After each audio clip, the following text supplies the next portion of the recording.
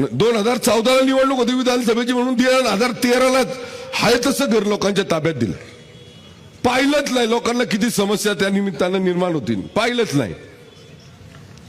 मग त्या पाहिलं नाही तर मग त्या दिल्यानंतर त्यांना असं वाटलं की 2014ला आपल्याला मतदान होईल. पण 2014ला लोकांनी त्यांना पाडलं आणि मला अपक्ष निवडून आणलं. तरी सुद्धा त्यांचे डोळे उघडले नाही की आता पिंपरी चिंचवडकरांना त्यांचा स्वाभिमान ओळखलाय, त्यांनी स्वाभिमान ओळखलाय, तरी त्यांच्या डोक्यात आलं नाही. आणि 2019ला आपल्या मुलाला उभं केलं लोकसभेला. जसं काय पिंपरी चिंचवड शहर म्हणजे आपली घरची प्रॉपर्टीच. आबा त्यांना वाटलं पिंपरी चिंचवड शहर म्हणजे मी सांगेल तेच करणार. पिंपरी चिंचवडकरांचा स्वाभिमान